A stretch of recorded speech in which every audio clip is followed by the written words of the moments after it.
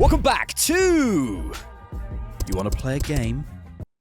That was creepy. Yes, hello, and welcome back to Match the Quote to the Fixture Impossible Edition, where you get the chance to win... I get the chance to win an easy hook for a video essay. I'm going to read out 3 separate quotes from Mikel Arteta's post-match press conferences this season, and your job is to match the quote to the game. Got it? Let's go. Quote number 1. 2 teams very willing to win and not much football. A lot of stops, free kicks, yellow cards, not a lot of fluidity. Quote number 2. We had to navigate through a really tough game. We knew that. It was very disruptive. We have to deal with situations that are difficult to deal with. And quote number 3. We played against a team that, in my opinion, has been one of the best recently in terms of organisation, how difficult they make it, how frustrated they can make you. Pause now if you don't want the answers yet, but here they are. Quote number 1 was the 1-1 draw at Chelsea. Quote number 2 was the 2-2 draw at Sunderland. And quote number 3 was the win against Palace. Congratulations, you win a free subscription to this YouTube channel. I know you want it. Right, gimmick aside, the point is, I'm spotting a similar tone here. Are you? 2 draws and a win in there, to be fair. But we all know in all 3 of those games, we either didn't play at our best for long stretches, or we dropped points, creating 0.3 XG before the red against Chelsea, 0.51 XG against Sunderland in that first half, and only 0.11 XG up to half-time against Palace. And Mikel has basically given the same reason 3 times. Arsenal are flying. This was written and recorded before the Brentford game, but we have 1 loss in 20 games so far. We're top of the league. Which one? Never gets old. We're nailed on favourites for the Premier League and even the Champions League. There is so much going right so far this season, but every team has its weakness. And it's got me curious. Has Mikel inadvertently given us the blueprint on how to beat this Arsenal team? This team is genuinely unbelievable. The best Arsenal team in my lifetime, no question, that I can remember properly, given I was so young for the Invincibles. But I don't know about you, I want to stay here and keep upping the levels. We know how good we are. But that Chelsea game slightly spooked me, and the injuries are totting up. We must celebrate the goodness, we must appreciate the ridiculous level this team is performing at, but I also think we need a sober look at our weaknesses, and I'm sure Mikel would feel the same. Any good fighter is aware of their Achilles heel. So let's don our opposition analysis caps. This is your step-by-step guide to beating Arsenal. Chapter 1, the basics. First, let's establish what the high-level trends are in terms of taking points off us. I want a decent sample, so I'll be looking at the games we've not won in all competitions over the past 12 months, since the win against United on the 4th of December, 2024. At the back end of last season, it was 11 draws and 7 losses in 37 games, and at the start of this season, again, pre-Brentford, it's 3 draws and 1 loss in 20 games so far. 24-25 wasn't good enough, but since the turn of the year, things have massively improved. So first, we can confirm that it's getting harder to take points off us, which is a good thing.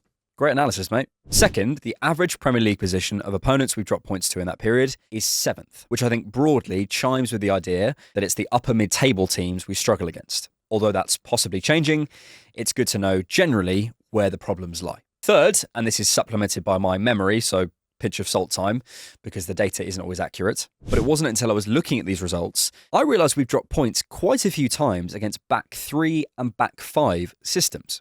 We had the loss at home to West Ham last year.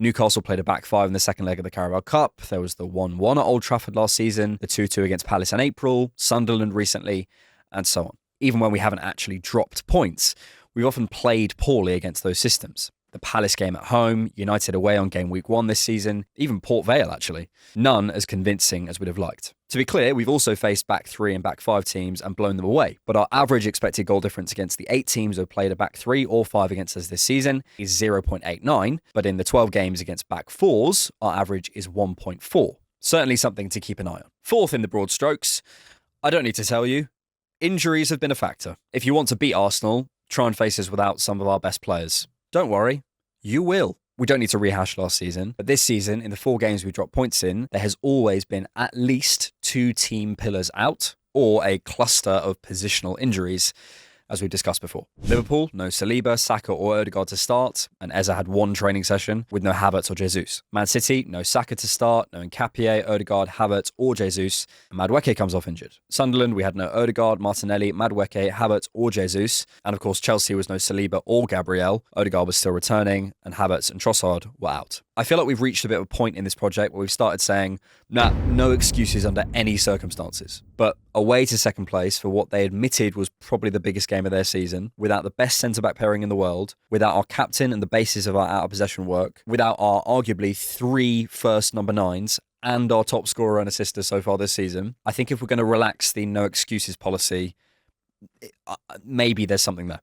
And finally, for the broad strokes, maybe an underrated one here, is the new context of the league in terms of stoppages and time wasting. Arsenal need the ball in play to affect their game model, and that's happening less and less. According to The Athletic, when the new directives on stoppage time were introduced in 23-24, the average match time went up to over 101 minutes, and ball in play time also jumped considerably by 3.5 minutes. But that trend is not sustained. Games are still lasting over 100 minutes on average in 25-26, but at 45.4%, the percentage of game minutes now lost to stoppages, fouls, disciplinaries, substitutions, injury assessments, time wasting, VAR checks, or goal celebrations is now at its highest point in the last decade. Yay, soccer! Opta analysts released some numbers looking at percent of total match minutes with ball in play per team, and you can see Arsenal are up towards the top of the table because that's our style. Just 1.5% behind leaders Leeds. And I would say the teams we've largely struggled with in the not too distant past, Brighton, United, Chelsea, Newcastle, are right down the bottom there. When recently asked about this by reporters,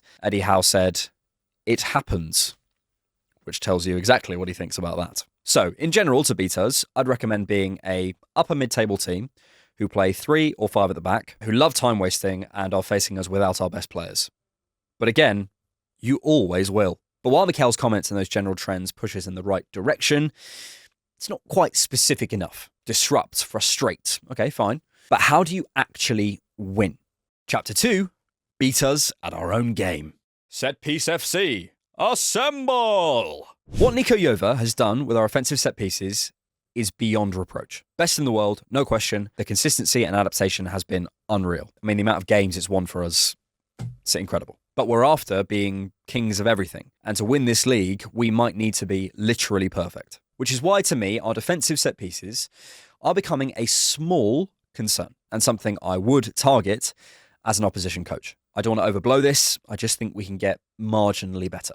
Last season, again, according to Opta Analyst, the proportion of Arsenal's goals conceded from set pieces as a percentage of total goals conceded, there must be an easier way of saying that, was the highest in the entire league. That's not a great headline, but there's nuance, of course. If you concede the least goals in the league, as we did last year with 34, then of course, set pieces will take up a big part of that percentage. But we did still concede 12 set piece goals overall, putting us 5th in raw number terms when compared to other Premier League teams, alongside a calamitous Spurs under Postecoglou. And actually, this graphic was from 3 game weeks to go. After this, we conceded off a throw-in, which we fell asleep on at Anfield, and then off a corner on the final day against Southampton. So far this season, we've also conceded against Newcastle off the second phase of a corner, against Sunderland off a free kick, and of course against Chelsea at the front post. The Szoboszlai free kick counts here, even if it feels harsh because it's just an unbelievable bit of skill. But regardless, it puts our percentage total of goals conceded from set pieces overall at 57.1%, which Opta Analyst, my mates,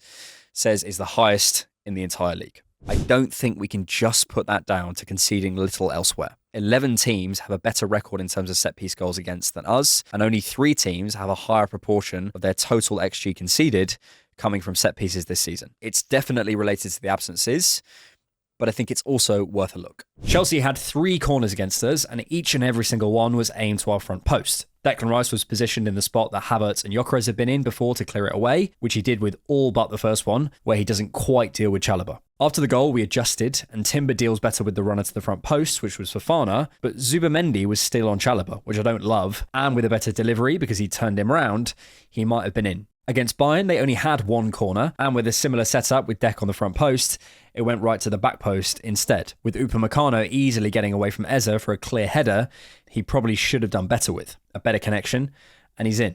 And finally, last week, Spurs' execution on those set pieces was annoyingly slow and rubbish all afternoon, but they were kind of cooking when Vicario got it right. Same situation twice in a row in the first half. 2 clean headers for Danso as Romero detaches Timber from the back post both times, and there was another one where Richarlison gets in behind Timber from the same scenario, with no one going to meet the ball. Even that long throw from Danso gets right into our 6-yard box. They're flagged offside, but Romero does make contact. Look, I am not a set-piece expert, but that's just in the last week, and I'm seeing red flags. Is this all going to be fixed when Havertz and Saliba and Gabriel and so on are back? It's definitely going to help. But if we are going to be kings of everything, I'd love us to have a look at this, because I do believe that teams are targeting it. But I'm hoping, in fact, I'm sure that Mr. Yova is on it.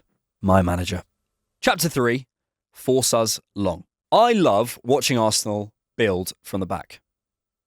What a nerd. I think we have some of the most creative, versatile solutions in Europe. Even against Chelsea without Saliba and Gabriel, I saw some really inventive stuff from Arteta. Raya passing across Nketiah to bypass João Pedro and find Mosquera with space and time consistently was gorgeous against a boisterous Chelsea passion. But when you can disrupt Arsenal's build-up, you tend to do okay. Now, some of this being forced long is related to opposition teams being good at football, which is annoying, but also in part the defensive injuries. For example, per 90 in the Premier League, Mosquera and Saliba just aren't comparable. Saliba is at 4.44 progressive passes to 3.02 for Mosquera. Short passes attempted is 34.6 to 26.3 for Mosquera. Medium passes 44.8 to 35.1. Progressive distance total, Saliba is 414 yards per game to Mosquera at 293. And I'm not blaming Mosquera for not being Saliba, he's just arrived. There's obviously just levels in terms of on-ball influence. But regardless of context, forced or not, Arsenal going long and poor performance, there's a decent correlation. Not perfect, to be clear, but it is there. So far this season in the Premier League and Champions League, with a goalkeeper launch defined as a pass that's over 40 yards from the keeper, David Raya is averaging 15.8 launches per game. But Alex, what were the games where Raya's launches went over the average of 15.8 this season, I hear you ask? And I'm so glad you have. 26 in the Liverpool game, 25 in the Bayern game, 22 in the Newcastle game, 21 in the Palace game, 20 in the United game, and so on. Basically, all the scary games you can think of this season, even if we got a good result, he's gone longer. The City and Chelsea games were exactly at average, and the Sunderland game came in under average, so you could argue against this. But I would say if I asked you to rank the games this season so far by stress levels, the ones mentioned would be right up there. And regardless, long balls more generally back it up. Arsenal have, across the squad, attempted an average of 64.4 long balls per game. Games over that average are the Newcastle game, the City and Liverpool games, and the games against Palace and Athletic Bilbao. And here, from the 4 we dropped points in, Chelsea was the only one that came in just under the average, but I wonder if it had remained 11v11, what we might have been looking at. Going back, in 24-25, we actually went shorter than we are this year. Raya's launches were working out at an average of 13.2 per game last season, and long balls were 53.1 per game. But again, there's still a decent correlation. Way over the average launches for the loss against Bournemouth, both losses against PSG, Liverpool draws both times, those horrible Brighton games, that horrible Atalanta game. Again, maybe leaving results aside a bit more, pick a particularly stressful game from last season, it's likely to be over the average. And conversely, pick the best moments, the 3-0 against Madrid, the United win, the Sporting win, the 5-1 against City, they're all below the launch average. Not to labour the point, but just for your mind, same with the long balls. Everton 0-0, Newcastle game in November, the Villa 2-2, the loss against Bournemouth, even some of our more horrible wins, the 4-2 against Leicester, the 1-0 away against Spurs, all above the average for long balls. It's not an exact correlation, there are outliers, but it's a decent guideline. Now, is going long inherently a bad thing? We're bypassing the press, Alex. It's a tactic. Fine, and I don't believe it's not a conscious decision. Mikel Arteta, to me, seems like the kind of guy who would research coffee shops before going into town to shave 5p off a latte. I'm sure it's not entirely other teams forcing us, and it is conscious. My question is why? Gyökeres's record in the air isn't great. Mourinho's only really been our centre-forward for a few games, and this is a season-long trend, so that doesn't quite make sense to me. Trossard has been brilliant, but he wins only a third of his duels in the air. Saka's been in and out of the team, and Havertz hasn't been there, so why do it? It feels calculated for a reason I'm not yet sure I know. And Chelsea exploited it really well. Many times, especially inside that first half an hour, they stepped onto us and we went long, which is fine, but long to who? Often Martinelli or Eze, because Mourinho was dropping a bit deeper to minimise risk. This situation here is a perfect example. Chelsea forced Raya onto his left, and even though Mourinho is the spare man in that midfield, he doesn't seem to want to drop out of the cover shadow and receive, not with pressure on his back anyway. We go long to Calafiori, who isn't used to plucking that ball out of the air back to goal, high up the pitch, because he's not a centre-forward yet, and we lose it. Disrupting our build-up when we're at full strength could be more difficult, but when teams have done it, they've tended to do all right. To do it, though, to step onto us, you have to be prepared to do something else. Chapter 4, disrupt us and run with us. Mikel's comments tell a story. Make a game against Arsenal bitty, make it tough, make us run with you, stoppages, force us into a game we don't like, and you might get results. In the games we've dropped points this season, we've seen our opposition accumulate an average of 2.5 yellow cards per game. In the 16 others, the opposition accumulated an average of 1.5 yellows per game, which speaks volumes. Teams who can get rough against us, especially if they get the referee onside at home, and let's face it, against Arsenal, they largely have seemed to be able to do that, have erred on the side of good results and performances in the last 12 months. Chelsea executed a game plan that I don't like, I don't respect, but got a result. From minute one, they had a plan to go and hurt us. Cucurella's first tackle, it wasn't even close to a serious attempt. That is literally just go and hurt him. And every match we've looked shaky in, there's usually some stats to go along with it. Sunderland at 10.15 fouls on average, according to StatMuse so far in the Premier League, had 13 against us and sprinted more than us, according to the BBC, despite 35.2% possession. City, we only just shaded in terms of running distance, same with Newcastle and Palace, all with 2.25% or less in it, but then there's teams like West Ham, who we cooked, where we were at over 6% more distance covered. Basically, run with us and you'll do well. However, the encouragement here is I feel like this only really works massively away from home. And Arsenal's tricky away to-do list is beginning to dwindle. Arsenal's remaining away fixtures are as follows in chronological order. Aston Villa, Everton, Bournemouth, Forest, Leeds, Brentford, Tottenham, Brighton, Wolves, Man City, West Ham and Palace. There's some tough ones in there, of course. Villa Park, Etihad, Selhurst Park, to name a few. But we have ticked off a lot of the big away games already and come up with relatively good results, in all honesty. If our Premier League rivals genuinely do need their home ground to help to deal with us, they are starting to run out of opportunities. So let's return to the question. How do you beat this Arsenal team? Arteta isn't going to come out and make our game show any easier. Here is the plan, guys. Here's how you stop us. I'm going to tell you that. It's bad. Bad. But in those quotes, he is absolutely alluding to something. And I think he will continue to. What we've outlined today feels to me the only real way of stopping this unbelievable side. And I'm sure his coaching staff are aware. He may want to, but you can't control everything. And I want to be clear, I'm not sure anything I've discussed today is massively a critique. Every team has weaknesses.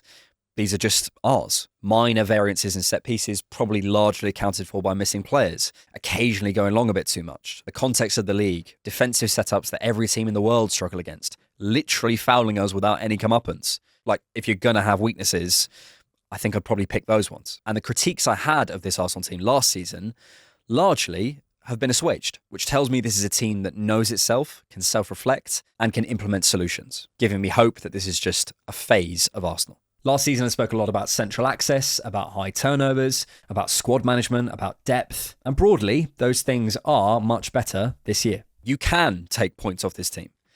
Any team in the world is technically beatable. But if you do, I think you pay the price. I can't remember any team coming out of taking points off us with a real sort of genuine sense of pride overpowering us without some big variance going their way or without big physical and emotional scars, as far as I can tell. Kimmich's comments were just hilarious. Caicedo suspended. Enzo and Cucurella goading Madueke was embarrassing. Liverpool showed their tactics that day weren't sustainable. The Brighton games last season, you're not coming out of those going, yeah, that was totally us. We completely destroyed them. You come for the Kings, you better not miss. And if you want to beat us, you have to sacrifice a lot and rely on a lot of things going in your favour. Mikel spoke this week about being animals from the off, about how convinced he is of this group because of how much they want it. And I see that. I feel that. I think opponents do as well. It comes down to this. Maybe you can beat us, but I don't see anyone else who wants it as much as this group. So there will be teams who manage certain results between now and May. But when we have our hands on that trophy, I'm not sure we'll mind all too much. Thanks so much for watching. If you like The Different Knock, you can support us on Patreon and get ad-free early access to each video for just £3 a month. Or for one-time support, you can buy us a coffee. Links are in the description.